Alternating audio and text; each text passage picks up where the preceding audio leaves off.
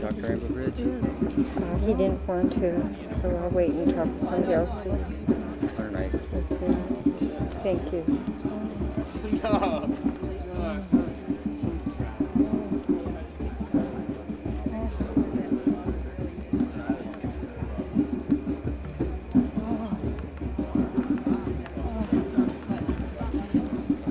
What happened today?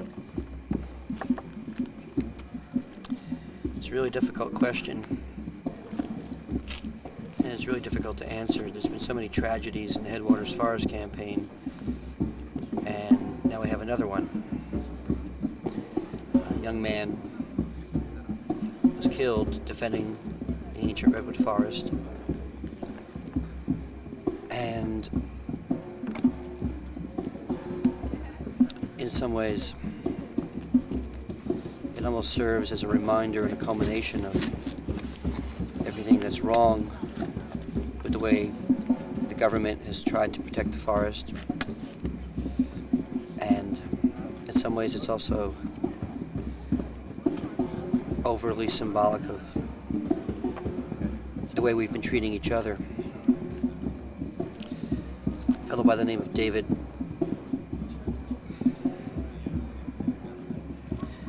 Chain was out in the woods with maybe 6 or 7 of his friends, talking to the loggers, trying to convince them to not fall the trees. The loggers knew they were there. Today, not fall the trees today, they expected an inspection. The whole premise of the action was that the logging operation was illegal, that this was marbled murrelet habitat, that no surveys had been done.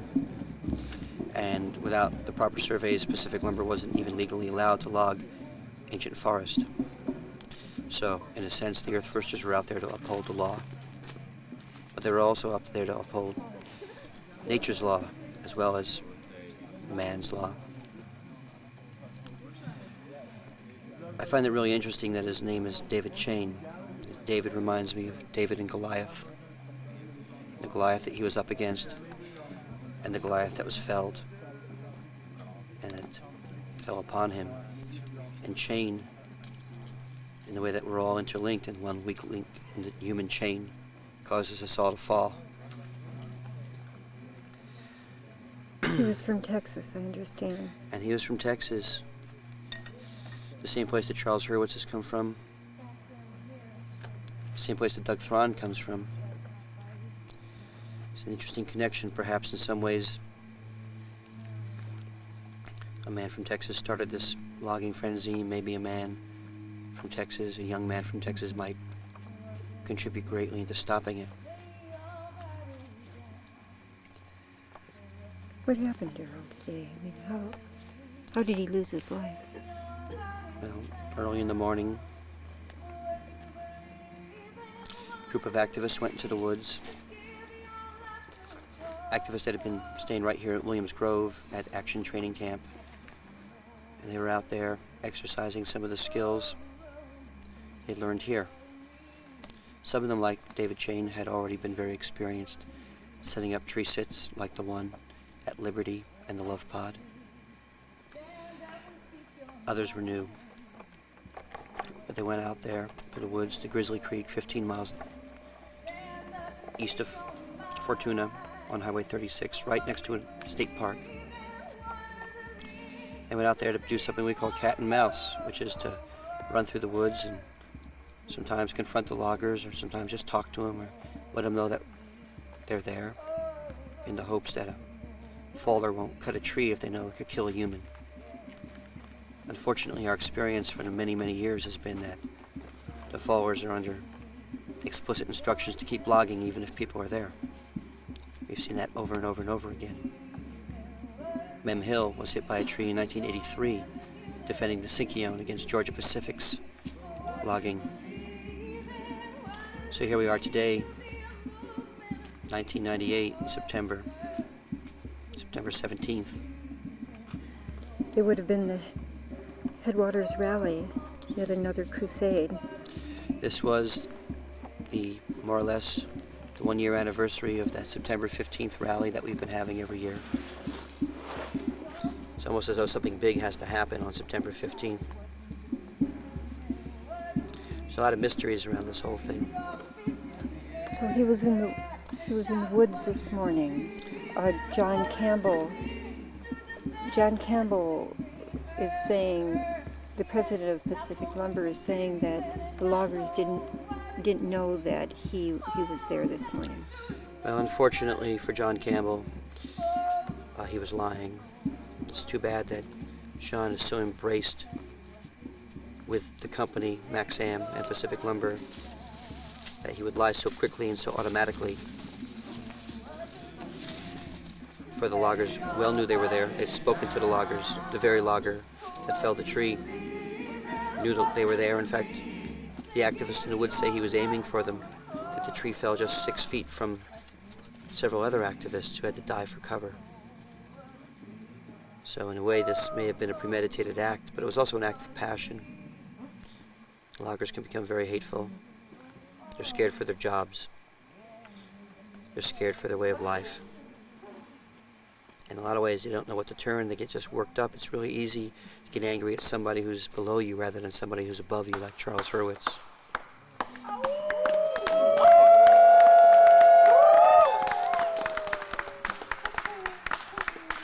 I really feel like I want to go back to that circle. We'll talk later.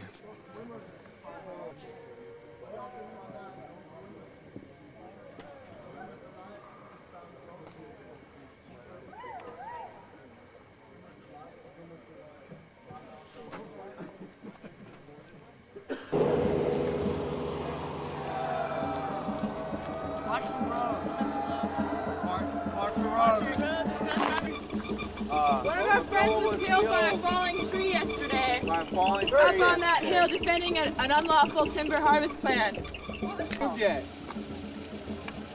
know, it's no surprise to me that one of you got killed, because you're up there where they're falling trees, you can hear them yelling out timber and shit, and you're still in there. It's against the law to even cut it with the It's law to kill people. people. It's against the law to kill people. They knew. It was a guy that died, by the way. Up there. Good friend of ours. Fuck off the logging sites. His name was David Chain. It's not a logging He was a You guys person. got a fucking common sense. It's not a logging out of the site. way. They're not Does that make a allowed to difference log to you? there. That tree right there could kill you. Right. That bull. Big deal. It takes him 2,000 years to grow.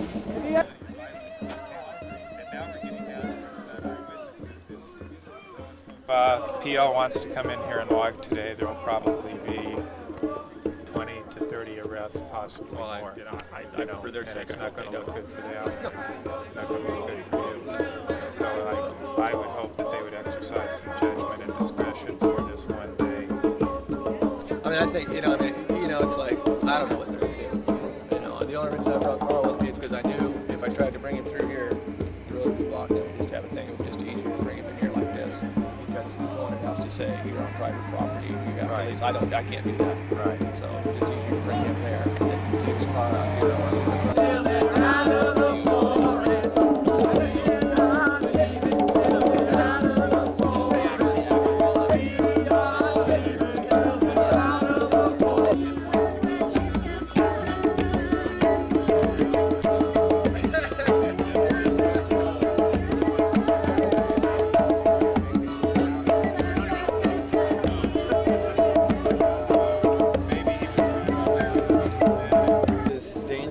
Especially on a slope like this where logging should never be happening. Now, What's really going on? I'm not sure what you mean when you ask me, did he get what he deserved? Because there's people out there who are going to say, well, he shouldn't have been up there. He shouldn't have been in that area. Well, as of Wednesday, I think that the group of people who went up there believed in good faith that there was a good chance that the logging that was taking place was being done illegally due to marble murrelet survey protocols, and that they had asked the CDF to come and have a look at it. CDF declined to go up there with them, and that leaves, as it has many times in the past, that leaves us to try to get up there and show the public what's going on. And so what is playing cat and mouse entail? Playing cat and mouse is a generic term for anything that a group of nonviolent activists would do to go into an active logging plan, have face-to-face and voice interactions with the loggers to persuade them to stop what they're doing, you know, without hurting anybody. And everybody's cognizant that these trees are falling and stuff. I mean, I'm led to believe that maybe the way they were felling the trees yesterday was unusual, and that may have led to the problem. Well, I don't know that they'd be, you know, when they fall trees on slopes like this, they have to land them horizontally, because then the butts of the trees that are left, or the stumps that are left, catch the logs from rolling downhill. If they drop them parallel to the slope, they're going to slide down the slope like a chute, and, you know, as far down as the road. I mean, it's really crazy to be logging a slope like this. I mean, we've seen what's happened on slopes like this all over Humboldt County. Stafford's the most recent example, but just the backside of this plan, this is the only road up into this plan, because all the other roads on the other side are completely wiped out. So you're saying that basically it's a really tricky operation for them to do. Yeah. And the only reason they're logging slopes like this now is because that's all that's left. I couldn't say. Since I wasn't up there watching what they were doing, falling the trees, I couldn't say that they were doing it any less skillfully than they normally would. The reckless part is the decision on the part of Pacific Lumber Company and the CDF, who approves these harvest plans, to have people up there cutting in the first place. So did you know Gypsy at all? Had you met him? I just met him last week. What was he like? Bright, youthful, calm, talented. I was actually really annoyed because I wanted to do a training with him that I got doing something else and then I missed it, but he seemed totally sharp, and he was doing a knot tying workshop that I missed, and you know, he had it down. He was, from what I heard, he had helped set tree sits. He inspired a lot of people and just really enthusiastically passed along the skills so that people could come in the woods, do these actions, and be safe and take care of themselves. Right up there, the flat top tree on the top of the ridge is where our brother Eon is sitting in a tree sit. He's been up there for almost a week now, protecting that tree. They've cut a road straight up to that tree and are logging all around him. And that is where Gypsy was killed yesterday by a fallen tree. And we plan on sitting in this tree to protect it for as long as we need to. What has it been like with the loggers out there at that particular site? Are they the same guys who come back? It's the same crew up there. Basically, I was there yesterday, 2 days ago, blocking a logging truck from getting down. 8 of us were arrested there yesterday. It was the same crew that was back there yesterday, the day Gypsy was killed. And the same logger that we had dialogue was the same logger that felled the tree that hit him. We did not have very much dialogue with the loggers. They were not open to hearing about this illegal THP. They believed that their bosses wouldn't send them up there if it wasn't illegal, but we know that it is illegal. The survey hasn't been completed yet for the Myrtle Marlet, and the girls had a little better interaction with the loggers. One of the loggers 2 days ago actually gave his phone number to one of the girls and said, "Call me, I'll take you out to dinner." It's the same logger that felled the tree that hit Gypsy the following day. Basically, a couple of activists were behind a tree on the other side of where this guy was, and it's verbal threats. There was a tape made of the logger who felled the tree verbally threatening the group of activists in there. Yeah. Good to see you in the woods. Yeah. What's happening with the tape? It's going to be released momentarily to the media. It definitely proves that it was not an accident, and that the logger knew very well what was going on and who was in the woods. In fact, this action's been on for 2 days, and he's been making these threats for 2 days on that level. Like, at one point he says,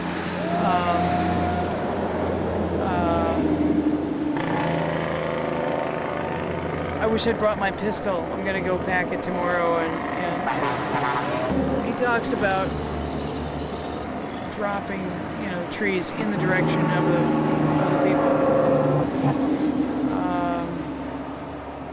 Here comes the sheriff. Here all night, all morning, Naomi? No, I just got here mid-morning. You were at the vigil circle last night. A young man died yesterday.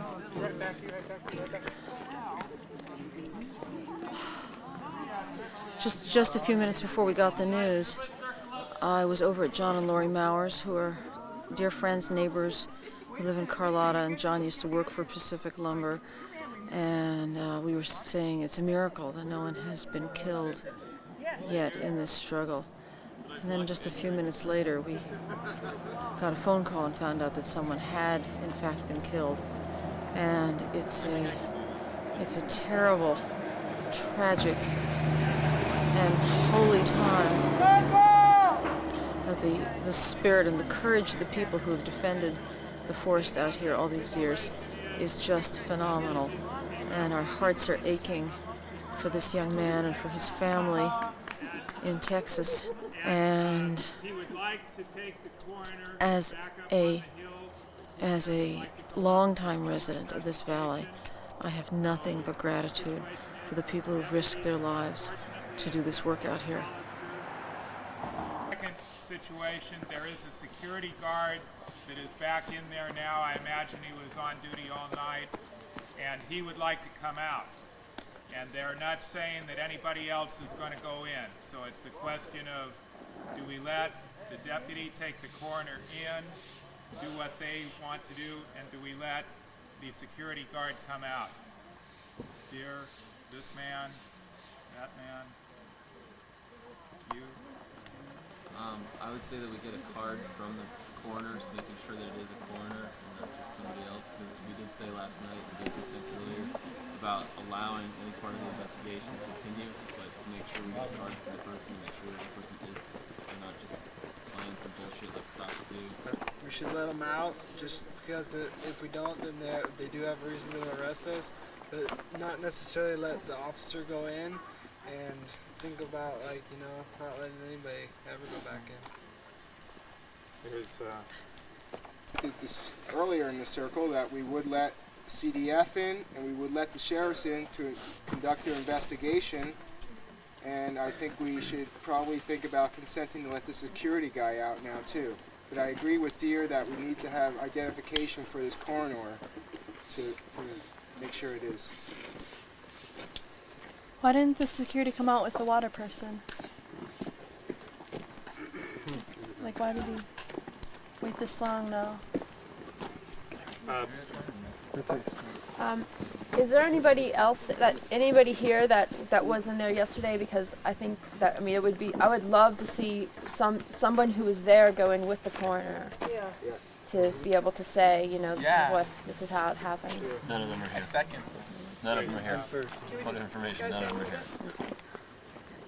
Brother? I think that a coroner should be allowed up, definitely, without a doubt. I also think that maybe they found another road because 4 trucks just came down, one right after another, like they were backing up somewhere. So I think we should go try to find out if they've got another road and go over there too, because I think that's what they do. I think maybe they let the water truck out to give them room to get out or something. Brother, they've got so many THPs and they're cutting in so many places in this area. Mike.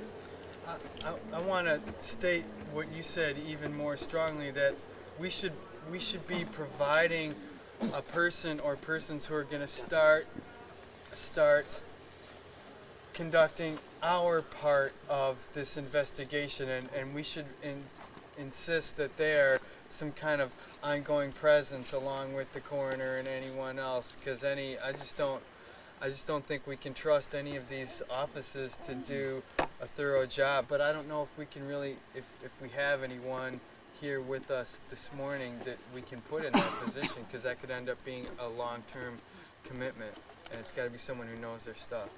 Okay.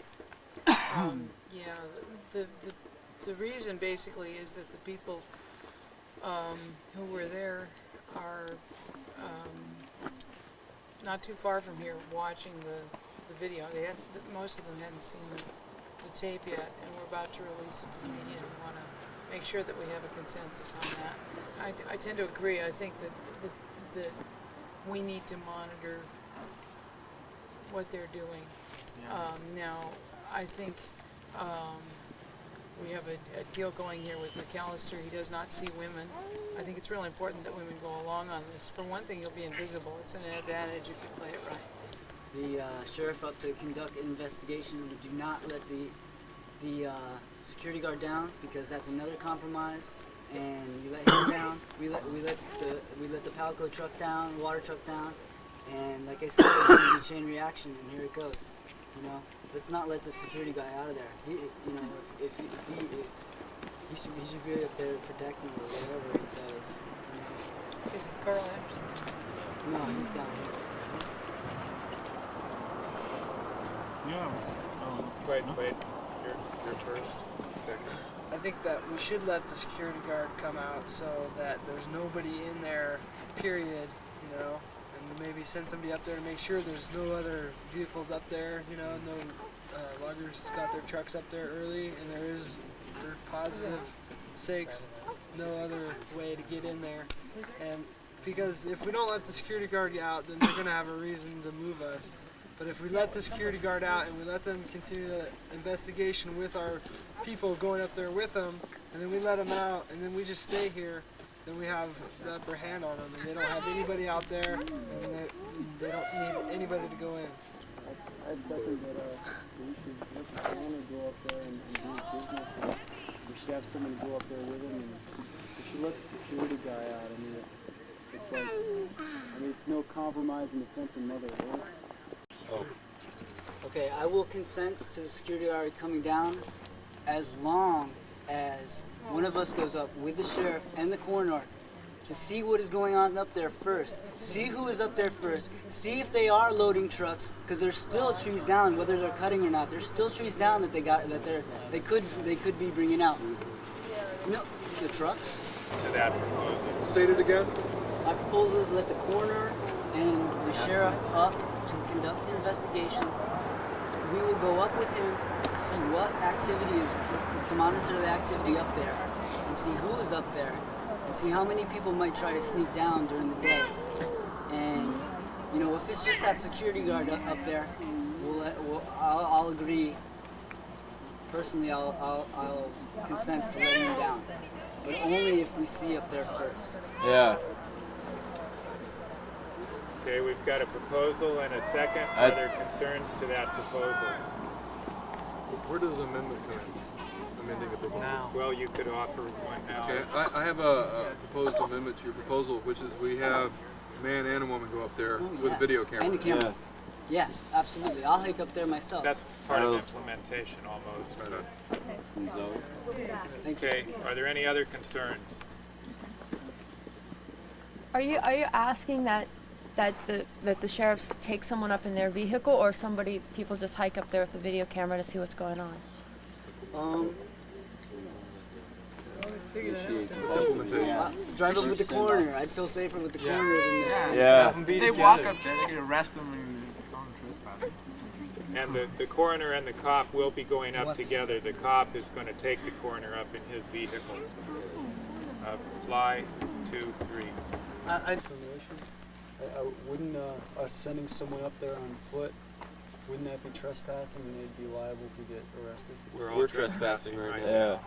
Yeah. I don't think they're going to arrest anyone just for trespassing. They might arrest someone walking around up there on their own. They won't see anybody. They'd have a hard time bringing them out.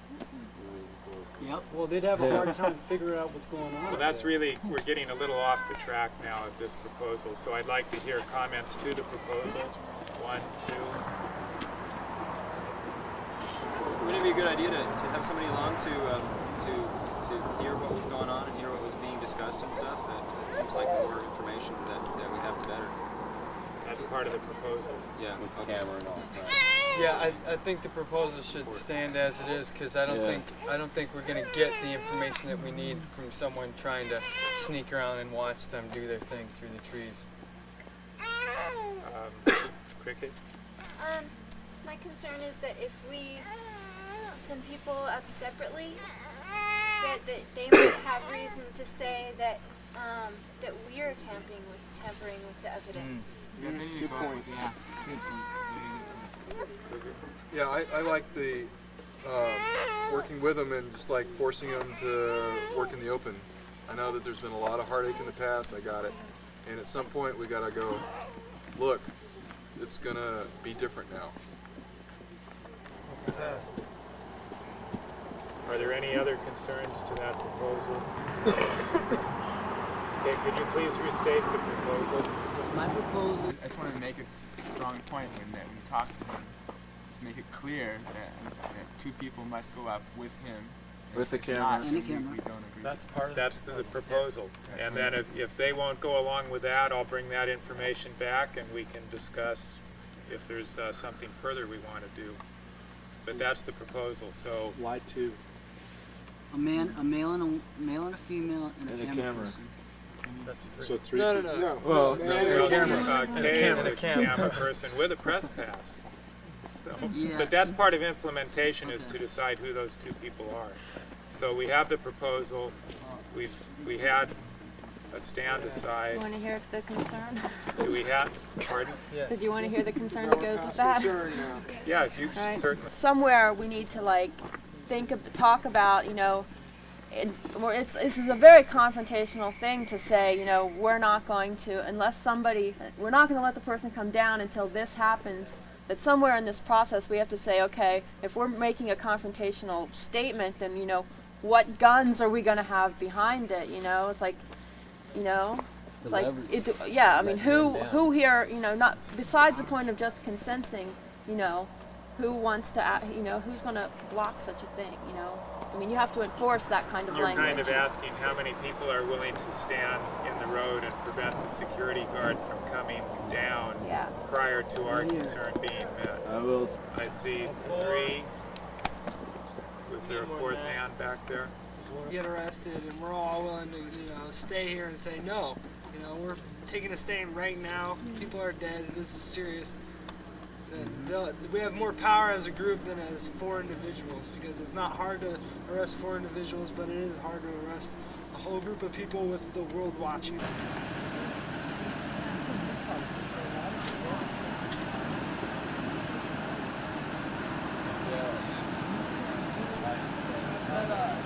Are you the coroner of Humboldt County? Yes, ma'am. What are you doing here this morning? Trying to finish the investigation. What have you learned so far, thus far? Well, all the information is being released to the sheriff's office right now, so I can't say anything right now. When you say you want to finish your investigation, what other evidence or what other observations do you feel you need make? No, I can't discuss that with you right now. I'm sorry. Go up with the deputy and the coroner, and that the security guard can then come down, providing he's the only one up there, and we get to inspect the truck on the way down. Okay, do we have consensus? Okay, I'll go share this with him, and we'll see where we go. We'll see how he likes that. Thank you very much.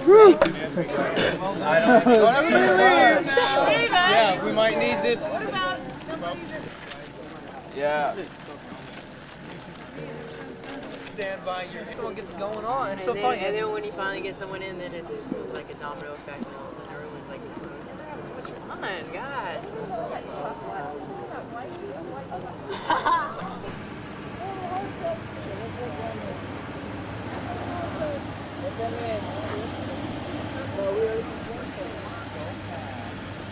Let's go, Pack!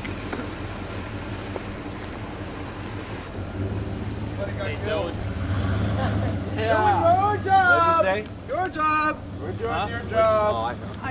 Something we really need to pull this guy into the circle because John's doing a good job with the cops. But Yeah. this is totally out of left field. Okay, well, I don't, you know, we said we'd let him do Don't it. go on We the said crime we'd scene. always.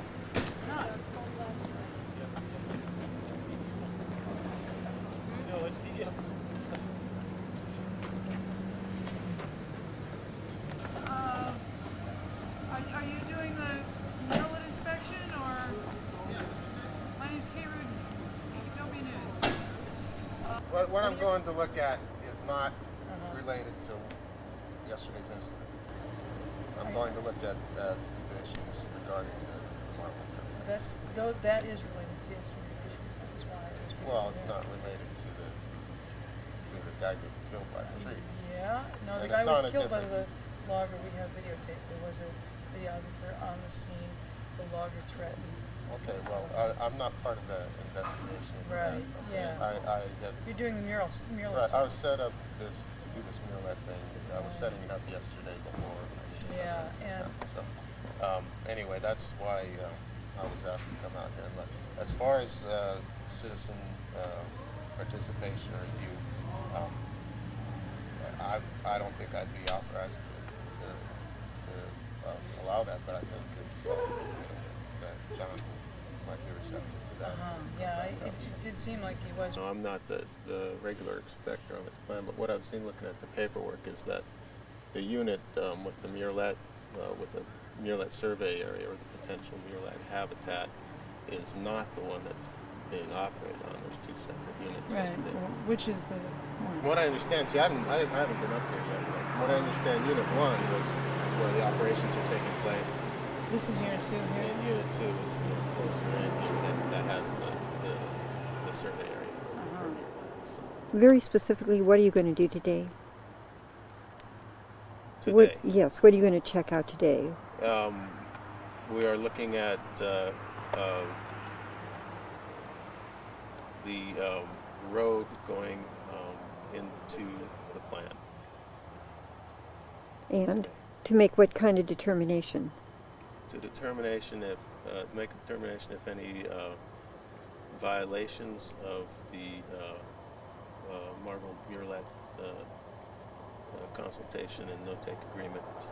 What are you going to be looking for specifically? What's your criteria for violation?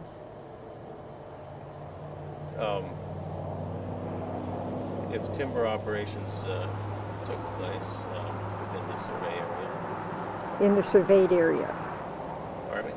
If timber operations took place in the surveyed area? Yeah, well, there's an area that needs to be surveyed for a couple of years for marble murrelets. That's what we're going to look at. Is this one Unit 2? Yeah. Yeah. Well, now. Operations. This is where the violations took place. Well, this is where the logging was happening. This is where Gypsy was killed. No, he was Unit 1. He was in Unit 1? I thought he was just... That's the way I understand. I haven't been up there yet, so... Well, there definitely was logging. What's your understanding? Was it Unit 1 or Unit 2? I believe it's Unit 1. Just the operations along the road going into it. But what about the cutting that they've been doing? It's all illegal. The cutting that they've been doing is in Unit 1. Is it true they completely tore down Unit 2 before they got the approval? Well, I haven't been up there, from the but survey. He's going to have to find out. That's what I heard. That's not my understanding, though. That's just what I heard. We got about 2 minutes here to make a decision. Really? Or they'll leave? The coroner is ready to leave, and I've asked him for a couple of minutes to go through this again. He's got other things to do, and unless we allow him to go up the hill right now, they're going to turn around, they're going to leave. So I think we need to consider whether we want to let them go ahead. Our people can follow as best as they can to get up there as soon as they can, but it's not going to be an option for us to ride with them. It's not going to be an option for us to walk ahead of them in the road, where they will simply turn around and leave. We are going with them. Last I heard. No, that's a different thing. Different. This is The the violations corner. is a different thing. Right. So, do we have concerns about, at this point, about letting the coroner go up there and do his job? Propose, let the coroner go. Got it. No, we're obstructing the investigation. Don't let anybody, and I say that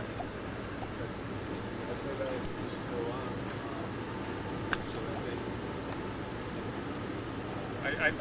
I'd like to put myself on. I think we make ourselves look real bad if we call for an investigation and then we can be portrayed in the press as impeding the investigation and not allowing it to happen.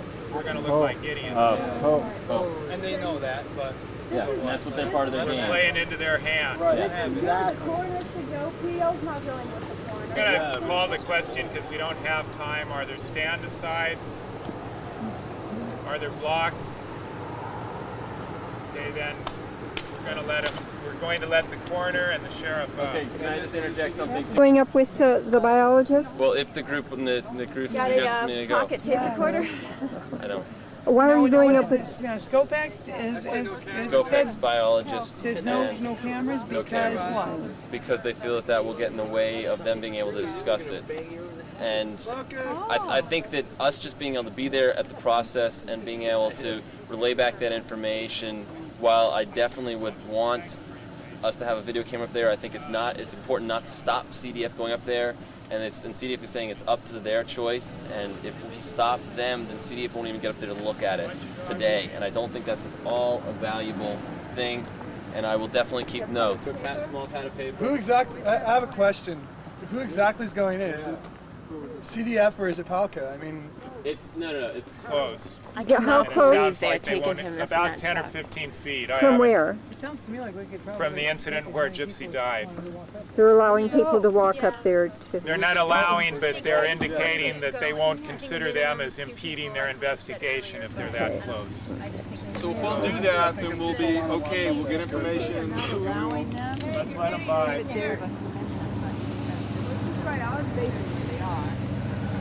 They are, checking on the alleged violations of our right. The red shirt. Who's that guy? Okay, let's go. Yeah. Whoever's gonna go walk up should go now. Let's go. I think they just...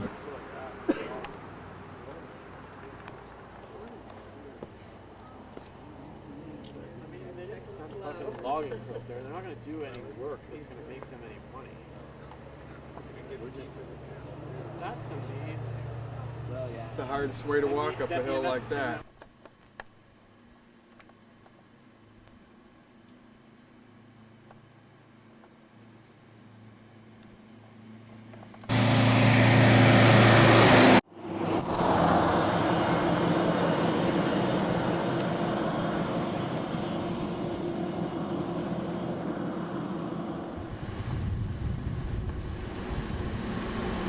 Habitat that we're seeing right here that has not yet had the 2-year survey on it for marble murrelets, and there are any marble murrelets in that canopy which aren't alive anymore. So this is an illegal timber operation. CDF is supposed to come out here today and stop it. Who the fuck knows if they will. But we have to stay out of their way because if they see us, they're supposed to leave. That's the very top of the tree we're looking at there, or well, it's not at the very top, it's where the branches go on towards the top. This is a tree that was scarred while it was on its way down. A lot of the new growth around here has been, a lot of new growth around here got smashed under this.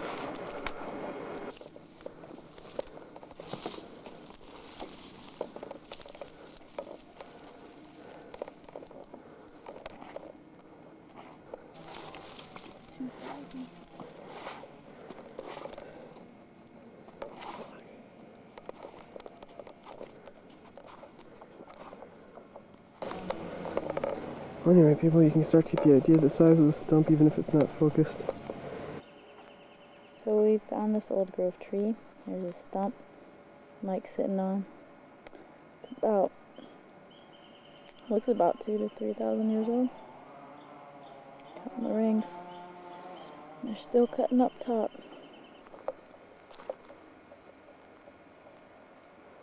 Okay, we're coming into the actual cutting area. This is above Grizzly Creek Campground again. Not sure which unit this is.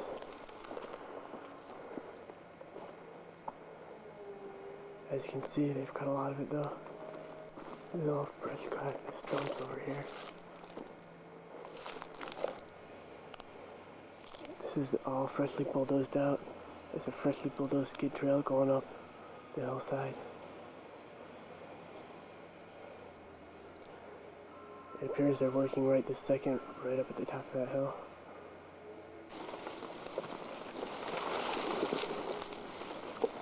This is part of the steep slope that's being cut right above Grizzly Creek State Park.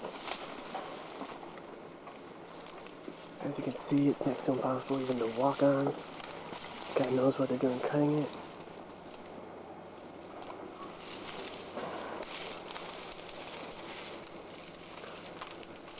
And it's September 17th.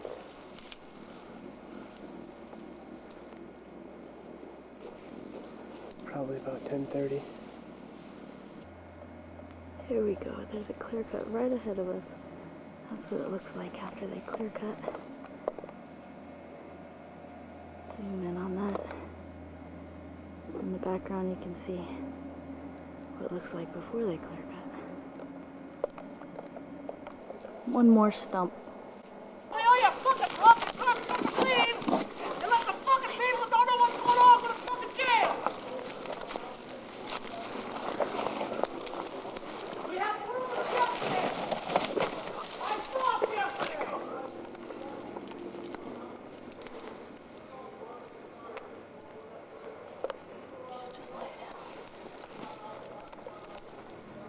Get the fuck out of here! You got me hard enough now to fuck! We already have, so get out of here! You cocksuckers! I mean it!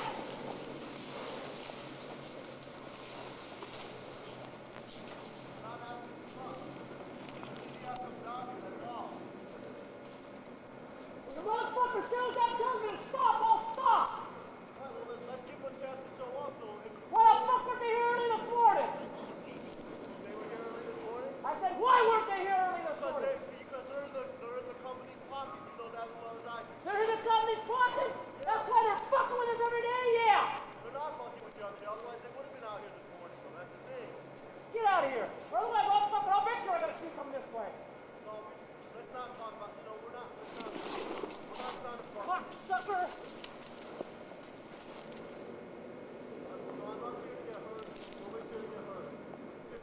That's all I heard out of you motherfuckers yesterday!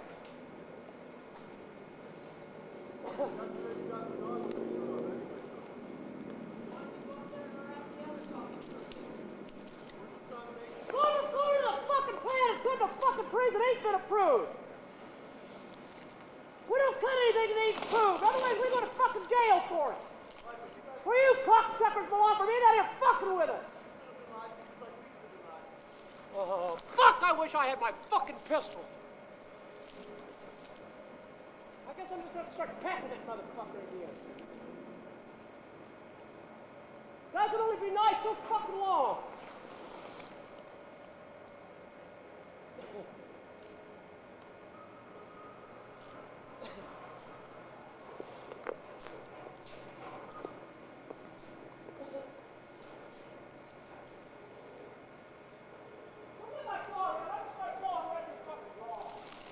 Grizzly Creek, September 17th. Very angry logger.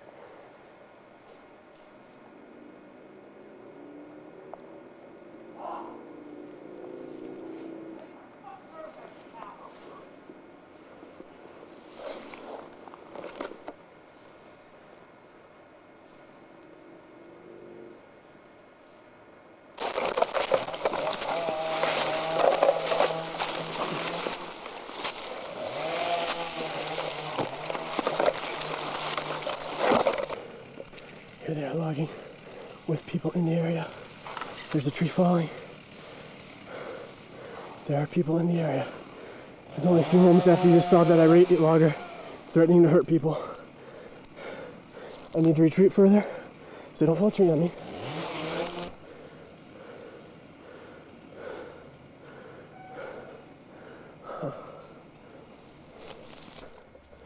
Here's more of the fresh cut right here.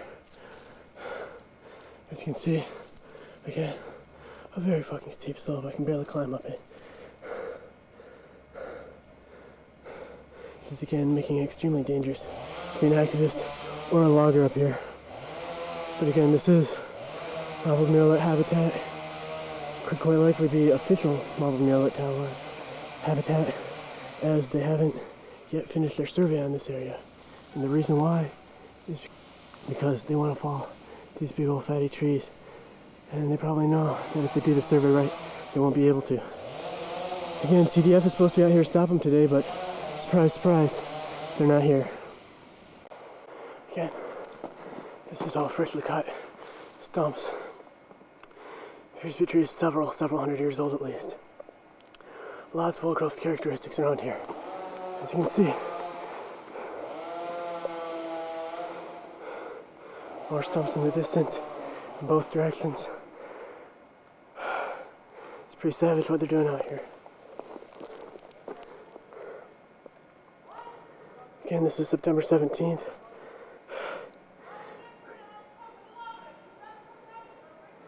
You can hear the irate logger. Try and get closer. Again, this is still the same cut. More cutting. This is right uphill from where I've just fled.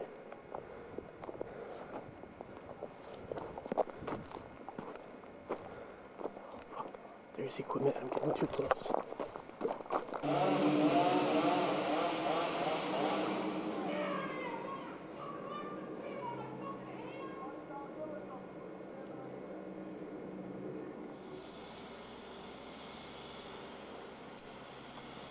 There's large equipment operating up here. Not close enough to see what it is.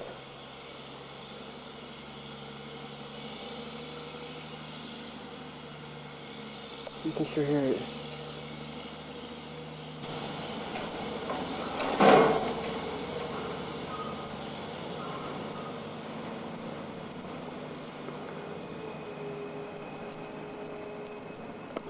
There's a loader in operation.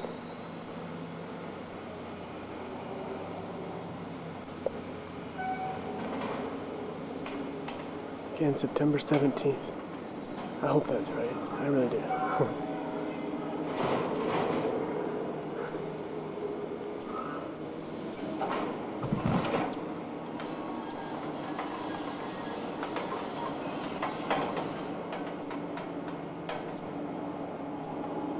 Old tree. It's just been cut. As you can see, there's a lot of rings on that. A lot of rings. More devastation. More devastation. Sorry.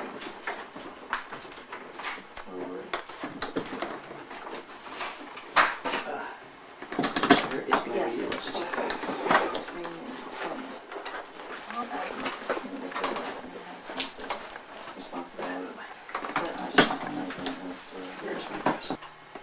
To point out, to demonstrate, excuse me, I'm so tired. He gave his life in action. He was out there protecting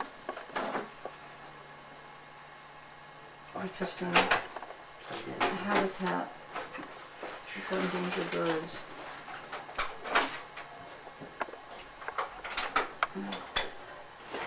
In overgrowth trees, which were not included in the protected areas under the government deal. I gotta call them right now. See if I can pay a phone number.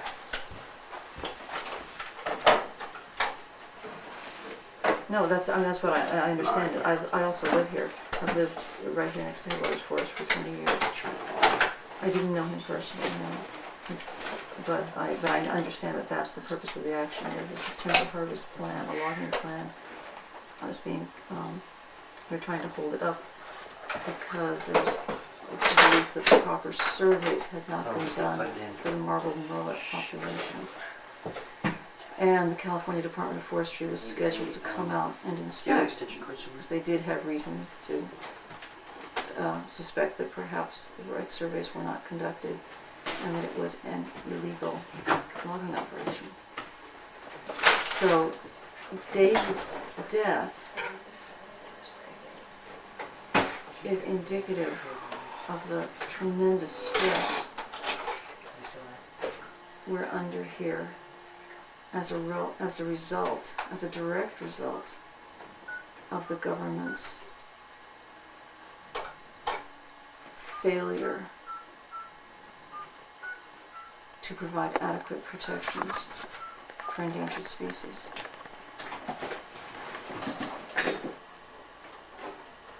Yeah, Naomi Steinberg, Steinberg,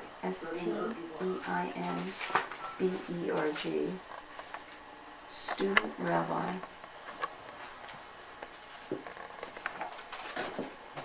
You ready, Duff, with the audio? I just stepped in because I'm like they call us. There's a couple people here called the Redwood rabbis. We've been active in the. We've just been active in this whole issue. So when we heard that someone was killed, also I'm a resident. I live right here. He was killed a few miles from my home. So as a local clergy person, I just stepped in to make contact with the family to offer them. See, the wires are really important to get this on. Sept is the one who wrote that it was an accident. I'm actually hoping to go to Houston to attend the funeral. Get the phone closer. Yeah, I'm doing the best I can. It's just to say David's family. I believe his parents do have different names. Yeah. His parents. Great. Okay, thank you, Seth. Sure. Thank you. Bye-bye. Hey, Seth, Darryl, do you want to hear that? We got to move kind of quickly over because we have 4 things going at once. But do you want to hear that audio?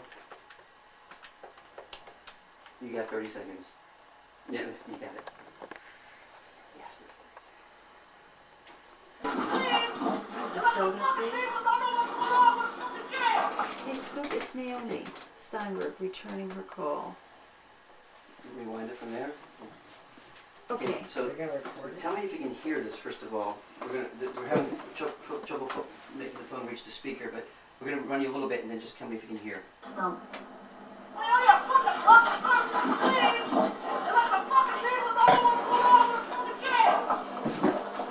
Can you hear that at all? I know it's not funny. Okay, but it gets clearer. It gets clearer. But could you hear it? Okay.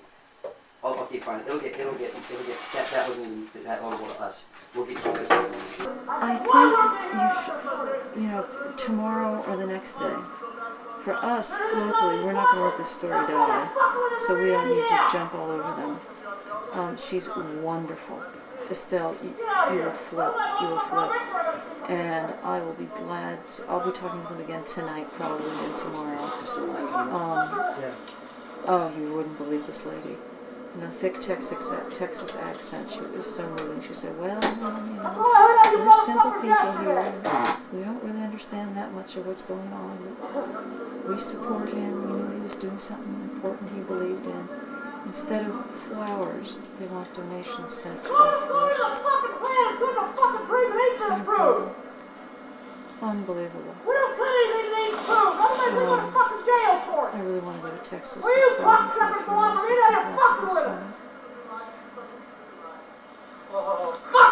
the body's going to Texas. We're not quite sure when. As soon as the coroner will release it. And then his mother and sisters are very interested in coming out here for I wish I had my fucking pistol. And she said I'm going to start bringing it with me. We're going to have to start packing I'm going to start packing them. the lady's gem. She's just great. I spoke to her at some length, and then 2 of the that is the eyewitnesses spoke to her and gave her their report on just what happened. There was more than one logger there. Right, guys? Unbelievable. That was him.